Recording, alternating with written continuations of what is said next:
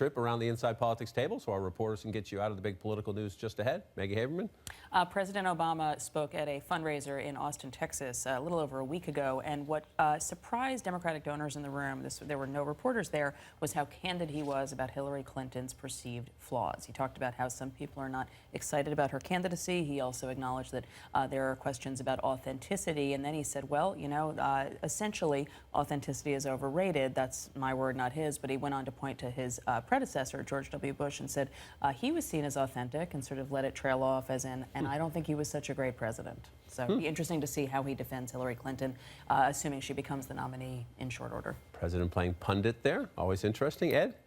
So, John, Marco Rubio now out of the presidential race, and of course the focus in Florida now turns to replacing him in the U.S. Senate. Of the 34 Senate races this year, Florida promises to be one of the most competitive and expensive. Two Democrats, Patrick Murphy and the great Alan Grayson, fighting in a primary there. Murphy expected to pick up the support of former Senator Bob Graham this week. And on Tuesday here in Washington, a bunch of Rubio's former financial backers expected to hold a rally for, or a fundraiser for Carlos Lopez Cantero, who's the lieutenant governor, Rubio's preferred pick. This fight will continue through August 30th when there's a primary, and then of course on to November. But again, expected to be one of the most competitive Senate races of the year. And he insists, even though he could still do it, he's not getting back in, he says. MJ?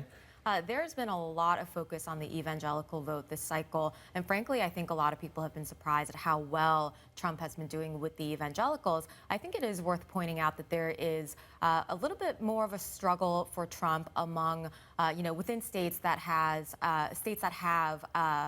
a different kind of conservative Christian constituency. Remember that Trump lost Idaho and Wyoming. Both are states with substantial LDS populations. And I think it's worth pointing out also that Utah and Arizona are coming up. And Trump is not polling so well in Utah. And the fact that he has been going after Mitt Romney, in fact, mocking Mitt Romney, probably is not going to help him there. Interesting. If it does, then, well, every other rule has been thrown in the trash can this year. We'll see what happens there. Julie? I'm heading to Cuba in a few hours with President Obama on a trip that is quite historic for this diplomatic opening, but there's also some political maneuvering happening here. President Obama is trying to do all he can with this trip to ensure that the opening with Cuba stays permanent no matter who is elected in November.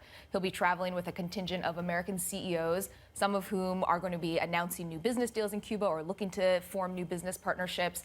The idea is that if a Republican is elected president and tries to close off the opening with Cuba, they wouldn't be just taking away an Obama priority. They would also be hurting American businesses. Suddenly that may not look so favorable for a Republican.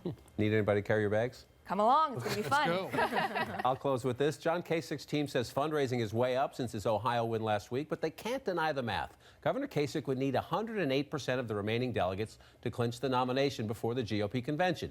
Even in this wacky year, safe to say that math is impossible. But Team Kasich believes it can justify staying in the race and trying to position the governor for an open convention as long as he keeps amassing delegates. So getting some from Utah Tuesday is essential, which is why Kasich campaigned there this weekend, ignoring Ted Cruz's complaint that keeping him under 50%, that's the winner-take-all threshold, would only help Donald Trump get more delegates. The Wisconsin primary in 2 weeks could be the next big test. Yes, Kasich aides talk up the governor's chances in states that vote in late May, like Pennsylvania, Rhode Island, and Connecticut, but they also acknowledge that if Kasich gets shut out in Utah and then has a weak showing in Wisconsin, his rationale for staying in, well, will be seriously undermined.